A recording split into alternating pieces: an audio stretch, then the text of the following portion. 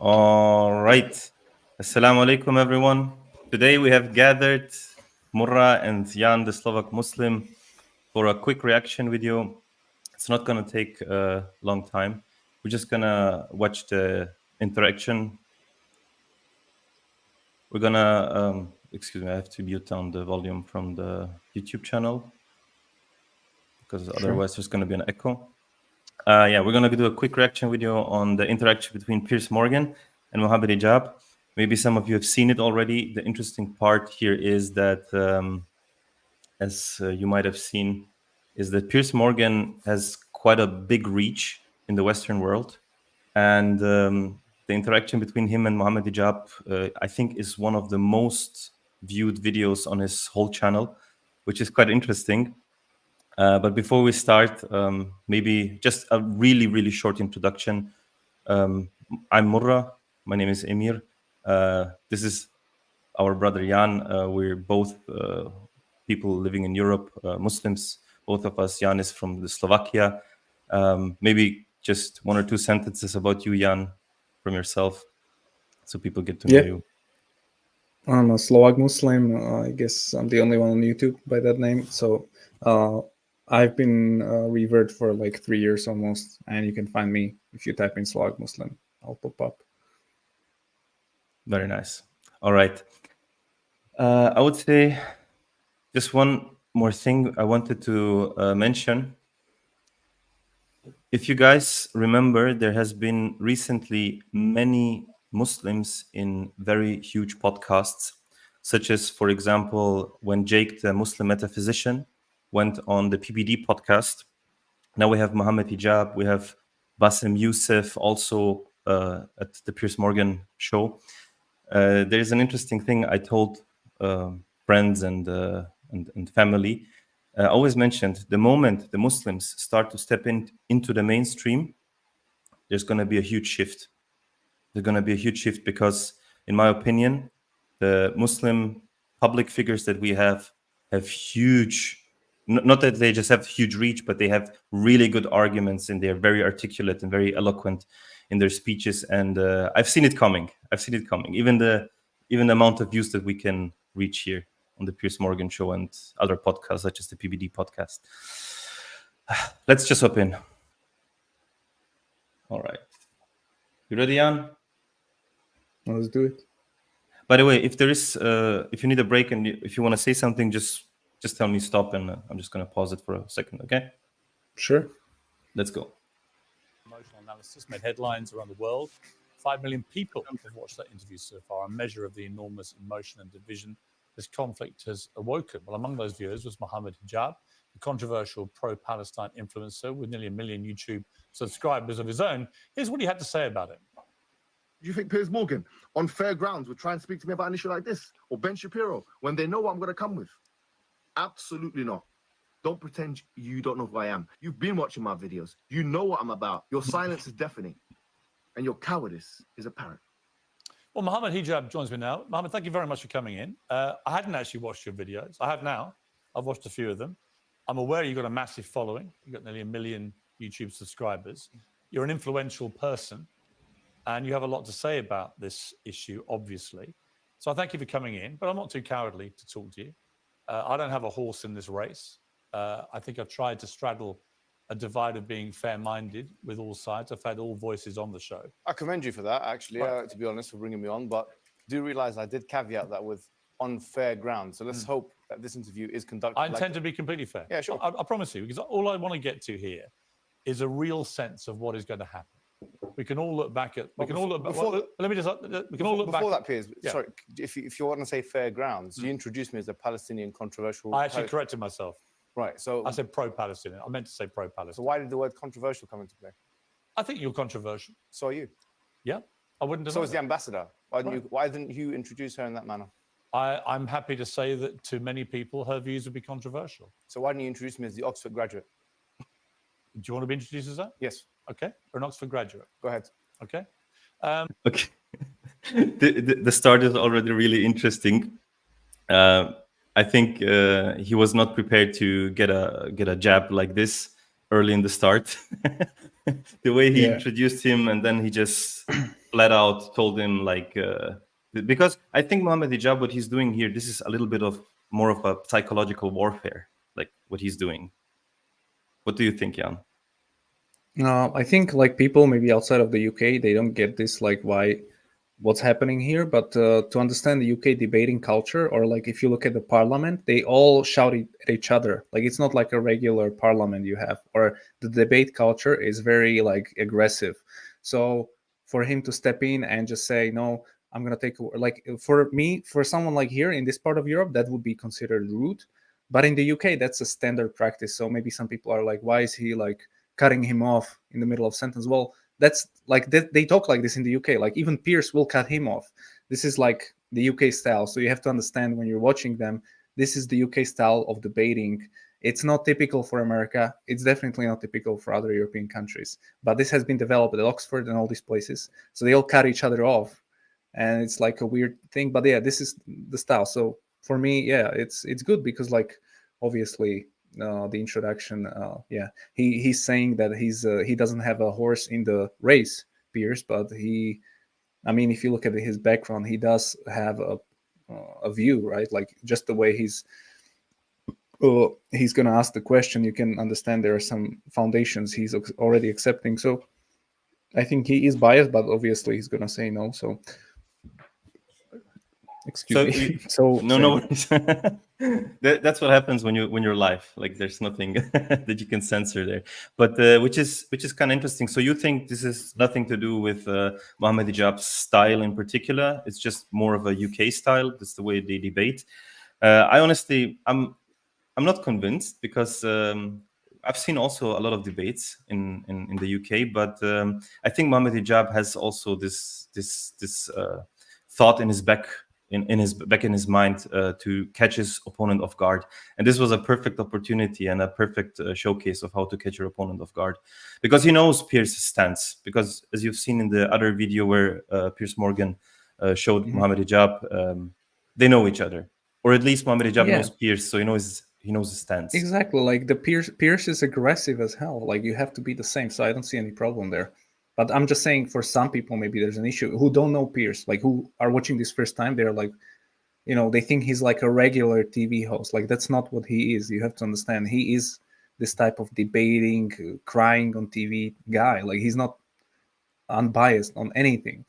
But you have to understand this. Like I've been watching him for 10 years, so you know what's he like. But so just the perception might be. That's what I'm saying. But anyways, yeah. Because some Muslims are watching him for the first time. They don't know who's Piers Morgan. I know, but maybe they haven't seen him before. So they think it's like a TV, like 7 p.m. news reporter. That's not what he is.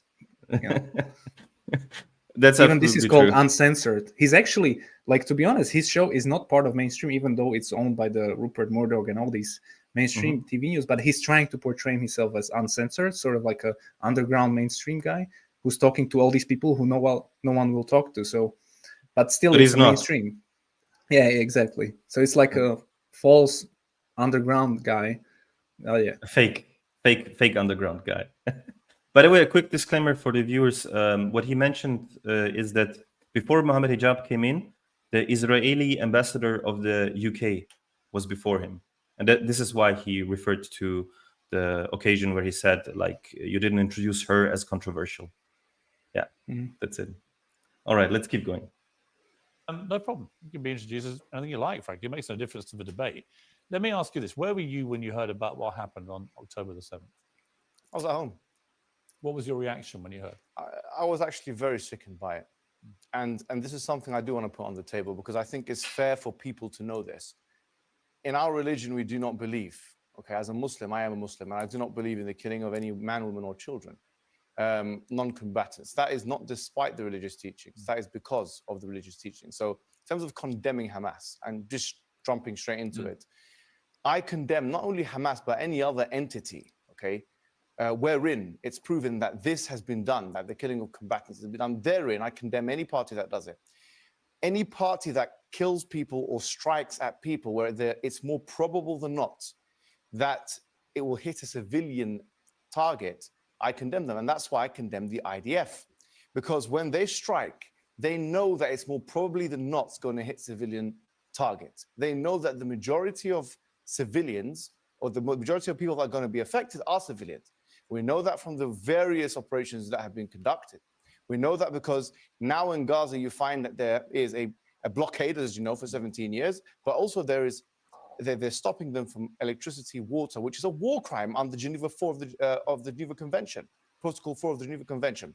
So this is something I'm surprised you didn't actually mention to the ambassador. But I did mention it. You didn't say it's a war crime. Well, I think it's an arguable point whether it's a war crime. Okay, let me ask you now. Then, They are saying Israel, at the moment, Israel is adamant they are not breaching war crimes, right? It will be determined. But if we could, well, it will be determined whether that's the case. No, sorry. What is it? That's Mohammed, incorrect. Mohammed, let me make a point to you back on that.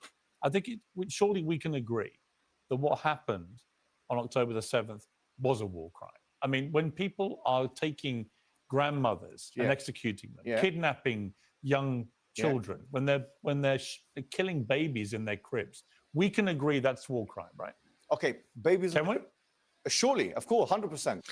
Just maybe look, like he doesn't want to answer this. Like Mohammed Hijab was really straight when it came to the question.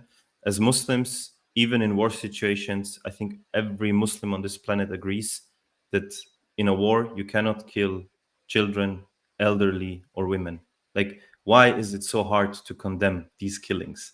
Like, and Piers is just straight out trying to avoid this topic, like of the idea of killing all those innocent people.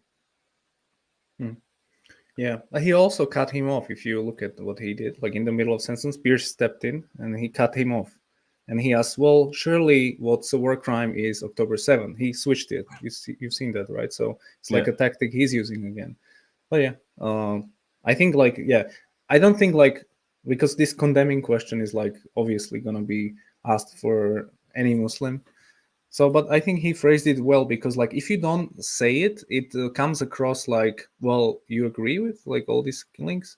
So that might be weird, because there have been some speakers who didn't condemn Hamas, and it come across like weak sometimes to the non-Muslim. But I understand their point, because you get trapped in this condemnation blame. Yeah. So, but you have to be smart. Like non-Muslims are watching his show, they'll think like, oh, you agree with this, because that's what I would think if I was a non-Muslim, because I understand how I thought. So it's good that he said like, I condemn any killing of innocent civilian who's a non-combatant. That's great. Like there's nothing wrong with that. If that's an IDF soldier, then I don't know. You know, like that's the line. Like how many of them are IDF soldiers? That's what you're gonna have to. I mean, this is gonna be like results of so much investigation. But where do you think comes this moral high ground? Like even asking this question perpetuously and time again, and at any news show that you see, it's always the same question: do you condemn the killing of those civilians? Like, where does this moral high ground come from? Why is the question not asked in the other way around?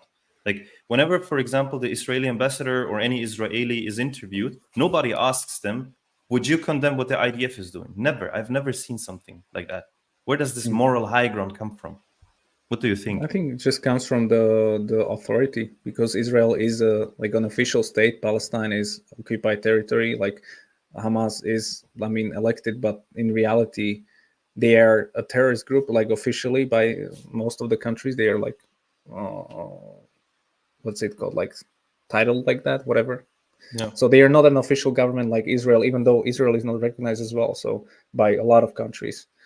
So it just comes with authority. Like basically, if you have a state and you can have like an authority and you can get international recognition, it's just about that, I think. Just because Palestine is less, let's say, influential. Yeah, much more less influential. So, but maybe a thought there would be like, would it be the other way around? If, for example, the Palestinians would be the majority in holding the power in the whole area, and they would have done it to the Israelis, do you think they would have done it in the same way? Yeah, I mean it's very hypothetical, right? But I mean, I can't imagine like a Muslim country bombing innocent people. Like I mean, it could happen, but at this scale, like I don't know what I think. Yeah, that would be a big problem. Like look how easy this is. If a Muslim country did that, any Muslim would condemn it without hesitation. Like no Muslim would ever say this is okay or we're fine with that. But anyway, let's keep going. Yeah. Right. But babies in the crib. Sorry, what was the evidence for that? You don't It's not- believe that happened? Sorry, CNN, the White House, Sky News, which you work for, all say. I don't work for Sky News. Well, your thing. I did work at CNN. I saw Sure. I saw one reporter who retracted it because she wasn't sure about the source. It's Then- unconfirmed by the White House. But then the Daily Telegraph and the Jerusalem Post and other sources then did publish pictures, which CNN indisputably show babies have been killed. No, it showed one baby who's been charred, and that picture has been put up on Twitter and has been refuted by many people saying that it's actually AI. No, that's completely untrue. That is true. What's your source? Mohammed, What's your source? there's been a thorough investigation into the claim that was put up there by some rogue person on Twitter that it was AI. It has been completely disproven. Okay, let me ask you that a question. picture, which was published What's on your the source? Telegraph, What's your source? is a genuine, What's your legitimate source? picture. What is your source? Are you seriously arguing that babies weren't killed? No, I didn't say that. Well, what are you saying? I'm saying, give me a source. Yeah. You know full well you've been fired from the Daily Mirror for fake images. So you know full well about the I didn't accept they were fake. Exactly. The UK government did. Yeah, they did. So Because the now- UK government, just to be clear, Sure. had waged, in my view, an illegal war in Iraq. So you're allowed to go against the government, and I'm not allowed to go against the Israeli government. Of course you're allowed to. So tell me now, what's the You source? seem to be making a lot of presumptions about me, Mohammed. Yes, I you was had the- softball questions. I was for the your editor. Ambassador of a No, friend. they weren't. I put all the questions to the ambassador. I was the editor of the Daily Mirror when we opposed the Iraq war on the grounds that I believed it was an illegal war. Yeah. I still believe that to this day. I think it stained this country. Fantastic. I don't think you even knew that. I did know that. Right. But that's not the point I was making. I was making the point that if you're allowed to go against the government in their classification of an image, then if you have pro-Palestinian activists who are saying, actually, we need to see a source, shouldn't they be entitled to that? The Daily Telegraph published on page 3. Should they be entitled to that, the picture yes you're or talking no? about, the Daily Should they be Telegraph entitled to that, yes or said no? they had independently verified they be the in- picture, Mohammed. No, excuse me. If you're saying that their Primary source verification is material. wrong, No, excuse me. Primary source in academia, I know you've done a journalism degree, which is, frankly, it's not relevant to what we're talking about here anyway. probably is to journalism, yeah. No, it's not to this conflict, but we academics require primary source evidence in order to make it. The Daily Telegraph What's the primary said source evidence? the Daily Telegraph said they verified the picture.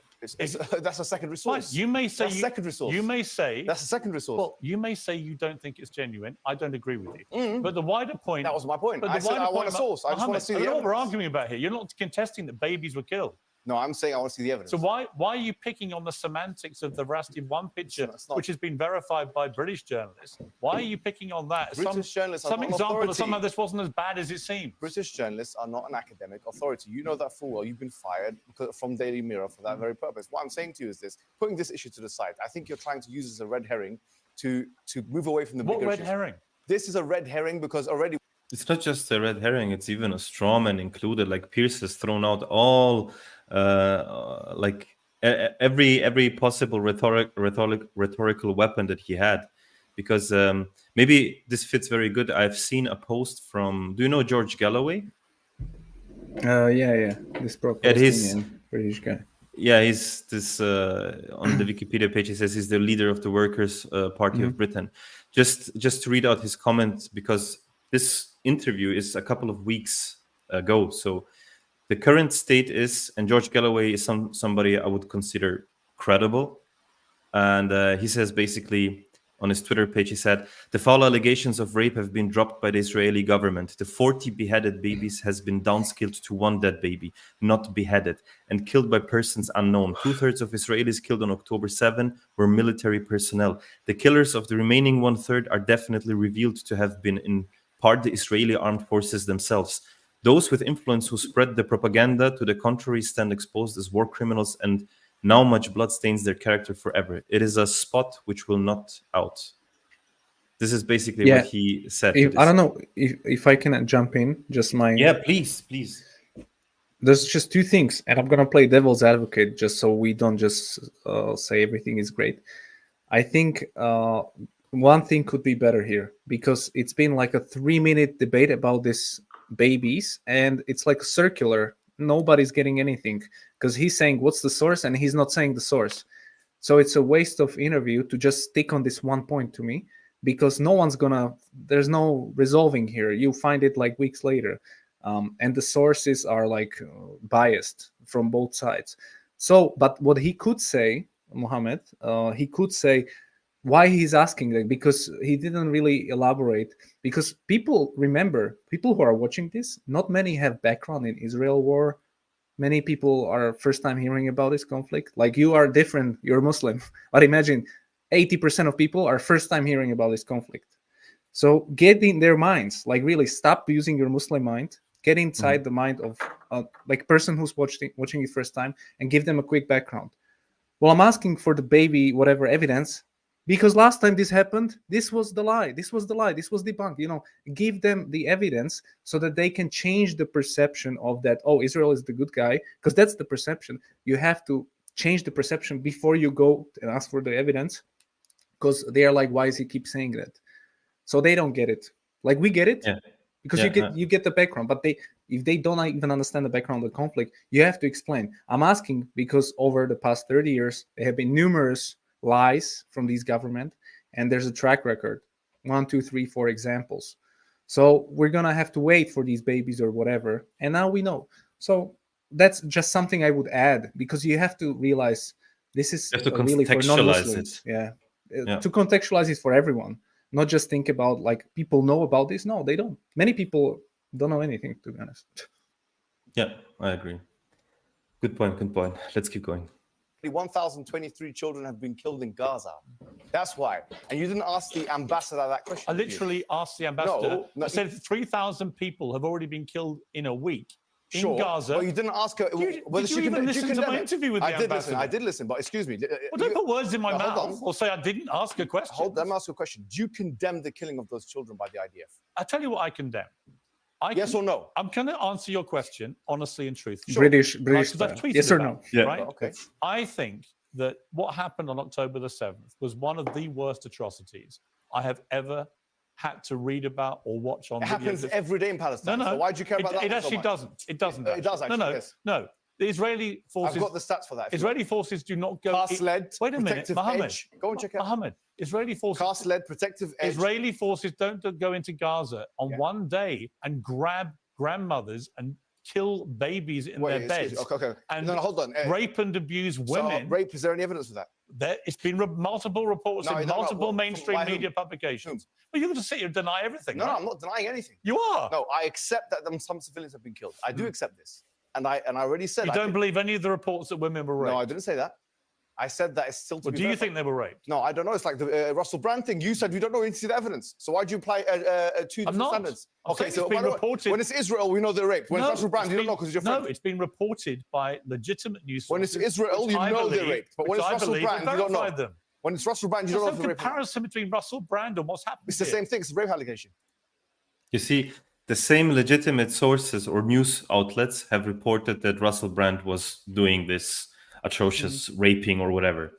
So basically, the argument doesn't hold from Piers. I just think that to be again critical, it's too academic. Mohammed's brain for this debate. He has to dumb it down because he's asking for these primary sources. Like, yeah, that's important, but it's not Piers's level. Like, his level is so low. You have to go down to his level, and don't talk about this stuff because you'll get into these circles. What's the evidence? It's always like that, and it never resolves. I think it can be more powerful if you just keep it low and just accept his premise and just twist it and ask him whatever else. So that's just my thing, because he is an academic, and sometimes he's too academic in the debating of like regular guys, which are like, what's he asking? Again, not. I'm not putting down Mohammed. Like, he did a great job, but I'm just saying, like, sometimes this is happening. But yeah, like, overall, he is correct. It's just I'm looking at it all the time as a non-Muslim, who I was before. So that's what my first question is, and I say it, what I think. Yeah, it's a good point. Sometimes we, as Muslims, we forget that a non-Muslim does not have the same perception as we have. Yeah. Exactly. So it's a very good point. We should always do that. Let's keep going. We're just 8 minutes 35 in. There's still many minutes to go. Let's keep going. Let's do it. Why stuttering? I'm not stuttering. You are stuttering. You're contesting every single thing that I'm saying. It's a British and I'm saying to you at the end. Oh, by the way, and he still has not condemned the murdering of civilians. I mean, Piers, which Mohammed Hijab did, basically. He moved to another point, yeah. 1,300 people Yeah. were brutally 2,000 people have murdered, been killed on the other side. abused. 2,000 people have been killed on I the other said side. that to the ambassador. Okay, but do you condemn that? Yes or no? I don't think. So you refuse to condemn. No. You do refuse to Why are you condemn. putting words in my mouth? Because you're not condemning it, are you? What do you want me to condemn? Condemn. Israel's Okay, right. excellent. What do I want you to condemn? Yes. I want you to condemn the fact that the IDF, knowing that it's more probable than not, pressing buttons from the sky, killing innocent civilians, 1,000 of them children, that is a war crime and that is not acceptable morally. Just like you condemn the other one. Is it condemnable? I believe, given the scale of what Hamas did on October the 7th, Israel is entitled to kill defend. children. No, it's not what I said. Go ahead. They're entitled to defend themselves with force. Okay, Then excellent. the question becomes, Mohammed, as news. You see, this whole point is very interesting. Maybe this is, I'll try to appeal to the rationality of the people that are watching that are maybe not Muslim. Just imagine yourself living in your apartment or wherever, and there is some criminal in your building hiding in the basement or wherever, right? Basically, if you're saying that it's okay for the IDF to bomb those civilian infrastructure and kill all those civilians, you're basically saying if the same happened to you, you would be fine with it. Your children dying because there is like one guy in the basement hiding their weapons or bombs or whatever. Wayadu billah. So this is basically what people that are defending these atrocities from the IDF, what they're basically saying. They're fine with their own children dying if that happened to them. Maybe, yeah. But I think most people are just brainwashed. They don't think like that. They are dehumanized Palestinians, so it's like, yeah, they're all terrorists. Kill them. Like, what's the problem here? So that's what people think. But in reality, yeah, what you said is true. But again, this is like a highly sophisticated point, which people will not receive because most people are not intelligent. Like, let's be real. Most people are like, there's like a, there's like a hierarchy of people. There's like a very small minority of people who lead society in whatever fields and just follows them. The rest just follows them. Like they don't have the capacity to think like this. So it's just unfortunate. This is how the world works. You have to make a better argument. Yeah, that's the thing. Like, and I think he made a great point where he gave the background in like, there's a guy pressing a button, killing. Like, that's what you should be doing, because like all Piers is doing, like October 7th, killing babies. Just giving you this image. Imagine you're at home. There's a guy. This is what Israel's doing all the time. So you have to do the same. Like, imagine you're a child in Gaza. Suddenly, a drone, bomb. This. Let's do this because this is their game. So if we play the blame game, let's play it. Yeah, that's why I asked the question. Like, if you were a European, let's say you're a British guy, and you're living in your in your apartment, and a terrorist would be in your basement somewhere, hiding out, and the UK would just fly a drone over and just bomb the whole building, killing all your neighbors, your family. Basically, would you be fine with that? Obviously, no. Obviously, but people, I think you're right. People just don't think this way. Yeah, they just, because they say no, all Palestinians are Hamas. That's what, for people to hear this is like, okay, so they're all Hamas. So that's okay then. You have to say no, not all people are Hamas, and no, not all people want to kill you. Like, you have to get rid of these barriers they have in their head to humanize Palestinians. Unfortunately, that's where we are. Yeah, unfortunately. Let's keep going. Interesting debate. Sure. If, as it seems to me, you believe too, Go on. Hamas are not a force for good. Do you believe that? Well, I think that anybody who kills children and those elements of Hamas who are killing children. Right, so we can agree. So we agree. So my point is, if Israel's purpose is to rid the world of Hamas after the atrocity of October the 7th, how do they do that, given that Hamas embeds itself in civilian areas in the way that it does? Everyone knows that in Gaza. Okay. How do they do that in the surgically clean way that you seem to think they should be doing? Okay, can I say? How do you not kill civilians? Beautiful. I don't like any civilian death. Do you mind if I answer? I don't endorse any civilian death. Well, no. Do I don't condemn it though. Hang on. Yeah. No, and here's why. Because I support Israel's right. There we go. He said no. He does not condemn it. So we got it finally. To defend itself. Beautiful. Now, can I say something? No, one more point. So then you can reply. Sure. But the question then becomes, what is proportionate? Okay. What is a proportionate response? Okay. I don't have the answer. Excellent. Because I don't know what a proportionate response to 1,300 murders is. When 260 young people at a music festival Most of them peace-loving people. You see how he's giving you the image? When they get Peace-loving people on a festival. Like you have to always use the same language, because that's what he's doing. No. slaughtered by people Is there any paragliding evidence all of them in were with killed? machine guns, I don't know what the proportionate response is. Piers, let me respond. So can you tell me? You've spoken for about 2 minutes. You didn't do that with the ambassador, by the way. I'm just showing you're saying fair, but you're not being fair. I've said what I Okay, want to say. so let me paint a picture. I will be fair. Sure. I'm genuinely interested in what Fine. you have to say. All right, excellent. You're from Irish descent. You know that there was an IRA Yes. in Belfast and so on. Well, if he was, then he wouldn't have given him only 20 minutes for the interview. He would have given him 40 plus minutes, like he gave to Ben Shapiro, right? Which is also kind of, you can see the bias even in this. Yeah, because yeah. So let me ask you a question now. If there was IRA in Belfast and there were occupying council properties and so on, and then we have a plane of... Oh, and by the way, important information, Ben Shapiro has not accepted a debate from Mohammed Hijab yet. And he's asking him for a debate for years. Why do you think? They actually discussed this. He explained why not. Because he cannot debate, he doesn't like to debate like aggressive people. Ben Shapiro, Hijab would be like this in the debate with him. And he's not that style of a debater. He's more like talking to students, making fun of people, that type of stuff. So he cannot handle the type of, that's really what is going on. That's why he will never debate him. So that's never going to happen. And he's like an officially Zionistic, like he's the leader of Israel in the US, he's never going to debate Hijab, I think, because that would not be good for him. What can he gain from that? He's going to lose. So very difficult. I wouldn't, if I was like this evil person, Ben Shapiro, I would not debate Hijab because I would be scared.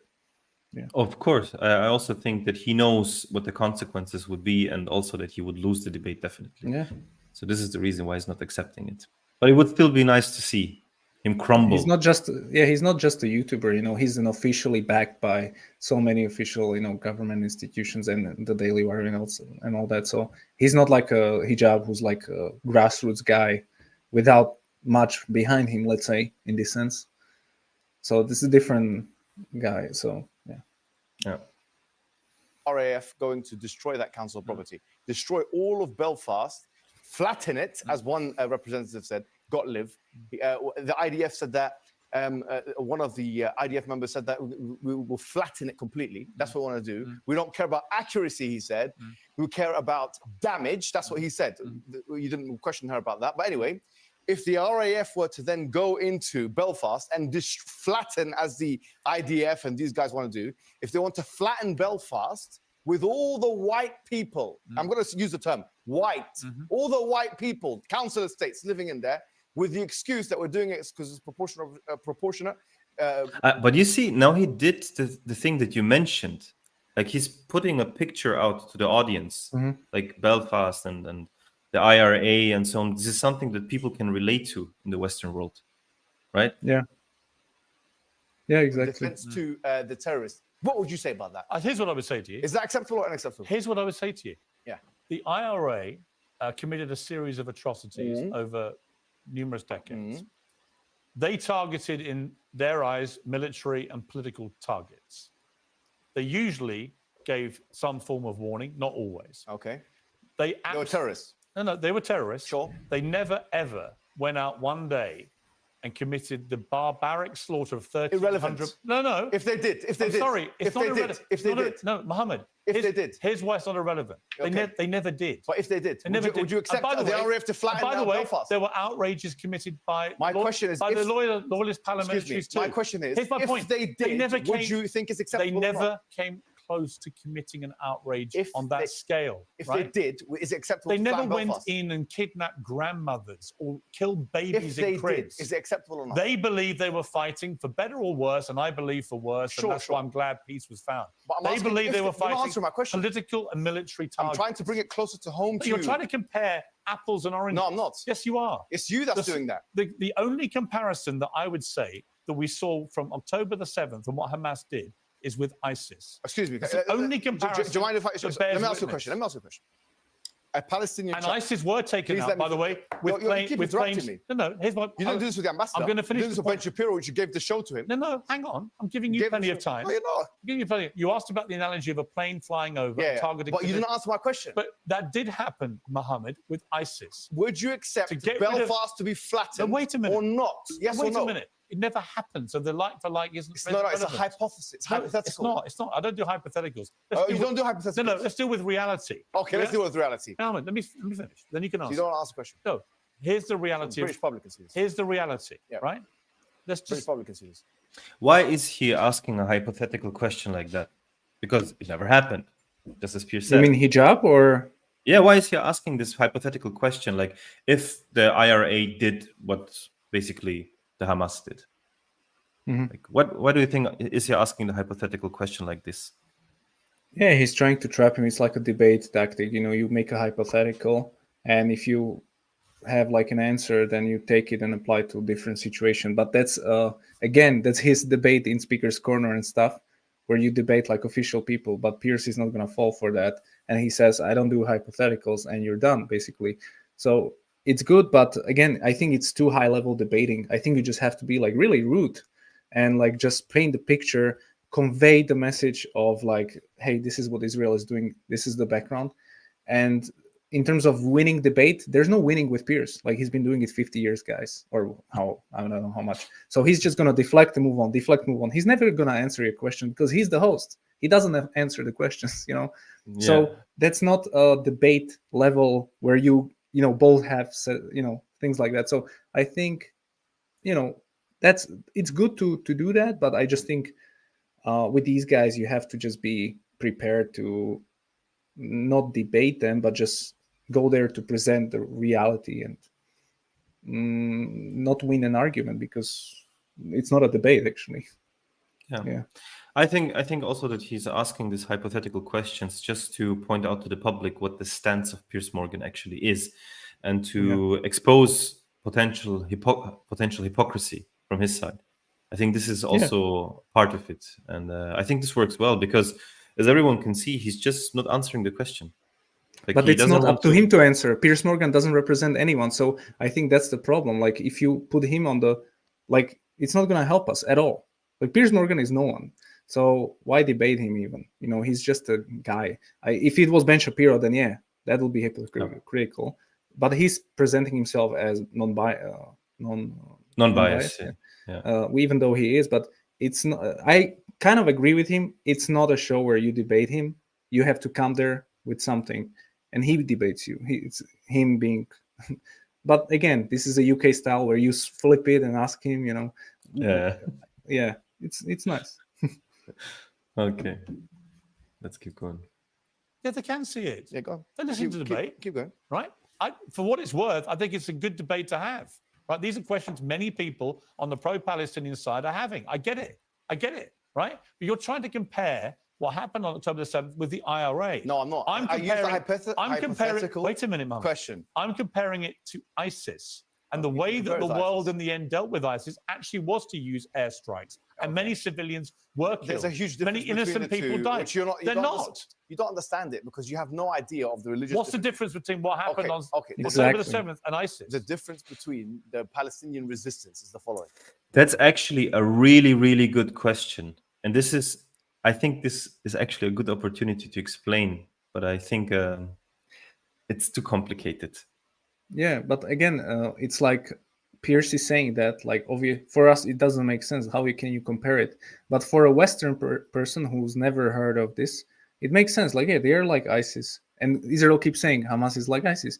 So it's easy for them. Okay, they are like ISIS. So you have to break it. No, this is an because they don't have the background. Again, we're dealing with a lack of knowledge. So I think the more time have to be spent on just educating people through these images. Like, imagine you're in the 40s living in Gaza, whatever, in Palestine, and there comes a ship with Jews saying like, oh, please save us. Okay. And then slowly, it starts building settlements taking and over. And you have to quickly say this somehow because people don't know this at all. They think it just happened, like it didn't happen. It's so like but that's our job. It's our job. Mainstream media is not going to do it. Piers is not going to do it. we have to educate quickly, like in a minute. You have to give a breakdown. Yeah, like an it's very elevator difficult. pitch. Yeah, like Exactly. an elevator pitch, something like that. Yeah, it's very difficult because this is a complex issue. I mean, it's not that complex. Yeah. There's settlers coming from Europe taking over land. This is basically the short story. But yeah, it needs to be transported in a way that is easy to digest for the viewers. Exactly. Yeah. It's all about communication. Yeah. Okay, any kind of thing which has Palestinian resistance attached to it, and ISIS, which is a brand of tekfirism, okay, is that ISIS is just one of many brands of tekfirism, which you don't know what it is, which is a kind of excommunication type, exactly. heresiological Islamic sect. Okay, so if there's It's nihilistic mass murder. That's all they care about. listen, I know what you're saying, but I'm saying something. No, else. because agree with Palestine me. has a right to I do, defend but itself. of course, They have a right to defend the occupier by whatever. I forgot the convention in the 70s, but they agreed on this. So it's not the same. ISIS doesn't have the right. They don't even have a land. They don't have nothing, you know. So it's completely different. But yeah, it's just the difference saying is, it from this like nihilistic, you know. Yeah, it's just stupid. it's not just that they have the right from an Islamic perspective, but they also have the right from an international law perspective. Yeah, that's This what I'm is saying. the Yeah, it's been difference. And- agreed. Yeah, Yeah, for and resistance to even fight. Yeah. Yeah, and the ISIS guys, they're complete, like everyone knows this, even Muslims know it. They're complete terrorists, and everyone knows that, right? Yeah. That's the whole point. Nobody accepts them.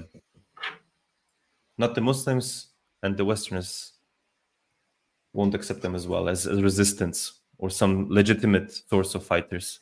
Yeah, because they go after Muslims. you're not understanding what I'm saying, so I'm trying to break it I down am for you. understanding what you're saying. What I'm saying is that anything And I'm not anti-Palestinian, by the way. sure, Piers, but Over the many you're years, not if letting you, me speak. bothered to check what I said about it, What you're- I have always tried to shine a light Piers, let me on the speak. plight of the Palestinians. Allow me to speak, please, because you're just talking over me. The difference between the two are the following, right? Even if we assume that the killing of combatants in most definitions of terrorism is something which brings someone to be a terrorist, okay? I would say that if that is the case, then the state of Israel breaks that threshold and meets that condition. Because why is Israel not a state terrorist? If their highest officials are admitting that we want to damage and we want damage and not accuracy, answer me this question. Why is the state of Israel, who are illegally occupying Gaza and the West Bank according to international law, and even the ICJ said that, okay, which is, as you know, an organ of the UN, all right? So this is international law. They're occupying, they're seizing, they're bombarding, they're indiscriminately killing, and they're blocking the supply lines. They're using white phosphorus. They're doing what you call mowing the grass, which is every couple of years, every few years, they're killing the Palestinian people. Let me Now, ask- why? By the way, what Mohammed Hijab here is saying is official statements from the Israeli governments and officials. This is nothing that he made up, like mowing the grass and bombing these places indiscriminately. This is something that the Israeli officials say. This is not something that Muslims perceive and they just give their point of view. It's what they officially say. I mean, it's even worse. But yeah. I want to understand what differentiates an Israeli in the sky pressing a button, killing the civilians, from somebody in any terrorist organization shooting the people. What differentiates it? Israel will say it has a right to defend itself. So will the terrorists? Right. That's what Osama bin Laden said. And they will That's vehemently- exactly Osama bin Laden's argument. No, it's not though. Yes, it is. I read his fatwas. Hamas aren't defending themselves. Bin Laden wasn't defending define himself. defense. Bin Laden was trying how do to you define kill defense? as many of the enemy as possible. Let me ask you a question. How could it be that an occupier is defending itself in the first place? The notion that Israel is defending itself is as absurd as the notion that the rapist is defending itself from the victim. Because Israel is the occupier. You haven't asked hold me. on. Yeah, but Excuse me, let me finish. Just let me finish. An occupier by international law definition means that they are already in an offensive posture. If they're in an offensive posture, if someone brings you to Piers Morgan, grabs you by the thing, throws you into your bathroom, yeah? You're in your bathroom, you're screaming, and they're eating food, having a good time. One day you come out of your bathroom, you try and fight one of them, who's defending who from who? Mohammed, That's actually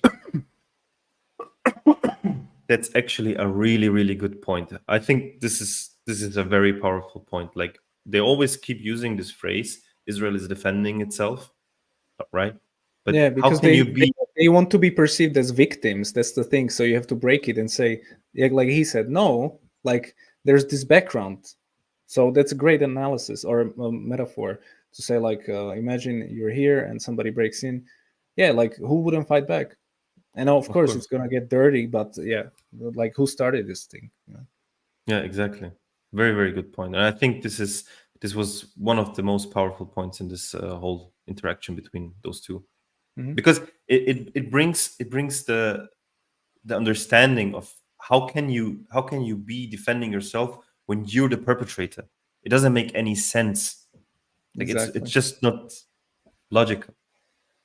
Mohammed, How let can me you speak. self-defend Let when me you're speak now. occupying? Let me Answer speak me now. this question. Let me please. speak No, now. but answer the question. Let me speak. Answer the question first. Fine. I'm He's going not to. gonna Yeah, answer. yeah. Let me answer. Yeah. I believe that Israel's made a number of bad choices. That's not answering my question. Wait, I'm telling you what I think. You're not answering my question. Telling you what I think. Sure, go ahead. Okay. I don't think Israel's been perfect at all. Right. You should have had the moral high ground. I think a lot of the decisions Israel's taken are wrong. I think Benjamin Netanyahu, by the way, his attempts to usurp the power of the Supreme Court this year in Israel has been a complete disaster. Do you condemn them right? from killing civilians or not? I do not. I will defend them this week. Yes or no? Wait. Yes or no? I will defend them this week in defending themselves against one of the worst terror attacks ever. So you can kill civilians for that? You can target Hamas. Can you target? No, hold on. And if Hamas, the controlling, governing, ruling body in Gaza, hide amongst the public, this is a false. members of the public will die. You're talking about fallacies. This is called the Moat and Bailey fallacy, which is that you're trying to defend one controversial idea by using another. It's Moat and Bailey fallacy. You can check it up in your own time. The point is this: It's too academic. I'm not asking you whether Israel Too academic. But yeah, too academic. has a right to defend itself. We've already said of the logical and legal impossibility, of an occupying power according to international law of actually defending itself because it's already. Let me finish. It's already in an offensive posture. Now I'm saying this: if it is the case, you're just saying it's defending itself against Hamas. Is the only way to defend itself against Hamas by dropping bombs in the most densely populated area, one of the most densely populated areas in the world? Is that the only way? It's a false dichotomy. You're creating a false dichotomy. They could do surgery. They can do it. They can go in and they can target. We're going to take Hamas. a short break. I'm going to keep you here. I want to finish this. I want to give you the time. I think it's an important debate, an important conversation. Sure. But you have to answer my questions. I will. We'll come back. Yeah, but actually, you have to answer mine. It's my show. Actually, I can answer for the record. You can ask me as many questions as you want, sure. but I'll tell you what I think. I've answered all your questions. We're going to take a short break. I've answered all We're your going to come back and we're going to finish with a few more minutes. Okay. Welcome back. Want to add anything to the? Is that the end or? No, I think it just goes. Let's just look one or two more minutes, and we can just wrap up. Sure. So Piers says, "Well, Mohammed Hijab is still with me." Mohammed, we've had a lively debate. I knew it would be a lively debate. This is a very important issue. It's a passionate issue. People on both sides. If I tweet about anything, doesn't matter what I say. One side, if I'm even remotely sympathetic to them, the other side, poor abuse, and vice versa, and so on. Let's try and cut through it all and get to what happens here. How do we find peace in the Middle East? I've been covering Israel-Palestine since I've been a journalist, 3 decades. And it seems to me we're as far away now as we've ever been. How do you think we get to a place of peace? You'll be surprised. Look, even Hamas, some 4 or 5 years ago, they even agreed to the 1967 lines, the borders. And what you have to understand that this cannot be scapegoated on Hamas, because before Hamas's existence, this was still going on. This was going on before Israel's existence. But do you believe in a two-state solution? No, I believe in. Look, even Hamas was proposing a two-state solution. But do you believe in it? Look, there's advantages and disadvantages. This is a different. I don't know. I mean, it's a difficult one. Could you imagine 2 states next to each other living in peace? Palestine, Israel. Look, it's a possibility. I mean, as I say, even Hamas was saying that that's a possibility. I mean, this was 4 years ago. But what I want to bring to your attention is that nothing can happen if the international body or the UN becomes a toothless agency. In 2018 to 19, when actually 221 people were killed on a peaceful protest in Gaza. It was called the Great March of Gaza. 220 people died. Hamas didn't shoot a bullet. No rocket was launched. Yeah. So 220 people died, and this is even mentioned by the UN and these kind of agencies. They tried to bring it up, the Palestinian Authority, they tried to bring this up to what we call the ICJ, which is part of the UN. Okay. What happened is the Donald Trump administration, they threatened to freeze the assets of the ICJ, which tells you the following. What are the Palestinian people to do? Because the fact of the matter is, if they try and bring it up... Let me ask you. So yeah, basically what he's saying is, it doesn't matter what they do, the other side will never accept. This is basically, it can be peaceful, it can be war, it can be whatever. They're just not going to accept because the Zionist ideology is just constructed in this way. They don't want to give the Palestinians any land. They want to get rid of them as far as possible and as soon as possible. That's the whole idea of this whole conflict between them. Not just Palestinians, but yeah, that's the start, I guess. But yeah, it's the best solution is some sort of war freeze like South North Korea, just on pause forever. I think that's the best you can get here, because one side will never, like, it's never going to be peace in reality unless somebody wins. So for now, the best case would be to have a freezed conflict like you have in South North Korea, and then a couple of other places where Bosnia, for example, it's sort of a freeze conflict. Like you have like 3 presidents, crazy. The country doesn't work well, but it's relatively safe for the past few years compared to the 90s. So but it's not working. The best you can get. It's not working, but you get time. You buy time. That's all you can do. Buy time. So maybe they'll come up with something that's going to buy next 20 years. But eventually this is going to again happen. So I don't know. Look, my overall thing is it's, Muslim countries are not helping anyone. So I don't know how Palestinians can win this. I mean, or what can they do? I have no idea. It's very difficult. They're alone. They're alone. No one's helping them. In reality, they're all just saying stuff, but no one has actually done anything, except I think one plane from Algeria, like yesterday, they sent them like water, some supplies, and that's it. Like, I'm not talking about the Iran and all that, but the Sunni world hasn't done much. So yeah, I agree. Difficult. Maybe one last thing to mention for everyone who probably tunes in at some point in the stream. There is always this scapegoat called Hamas that the Western media and Israel is using. And after this interview, he had an interview with Bassem Youssef, I think is his name. He's a comedian in the US.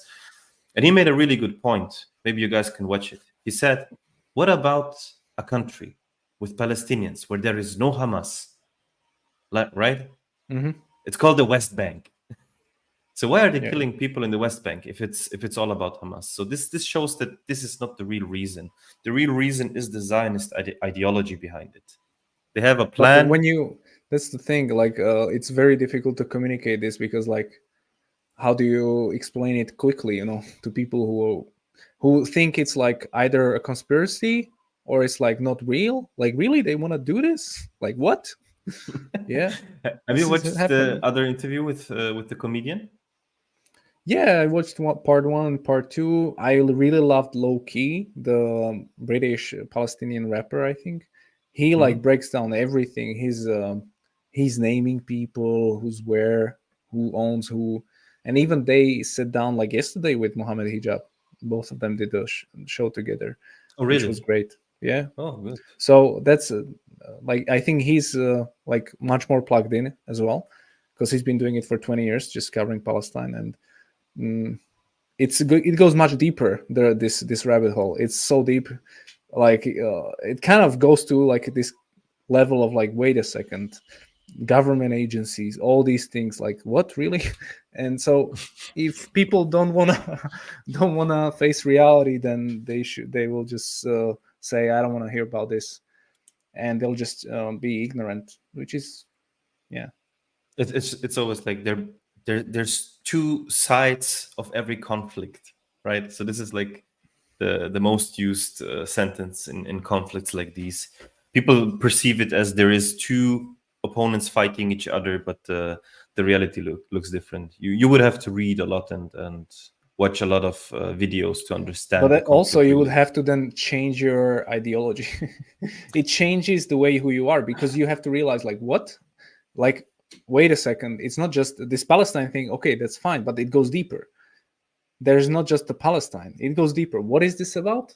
And then you realize, wait, what happened? And you start connecting. Like, you really go deep. So if you don't want to go there, then you got to stay on the surface. But if you are willing to just read a couple of books, you realize, like, well, there's a timeline of events, and we live in the, like, let's say this current event, but there are so many events that happened here, and you have to go thousands of years back. You can't just go like 10 years back or 20, and just you see it like, oh, okay, and you go all the that. 70. Go all Yeah. the 70 years back, and then check it out and see what even happened. even just 100 when it was created, like 1870. What was the first Zionist manifesto? I don't know, something like that.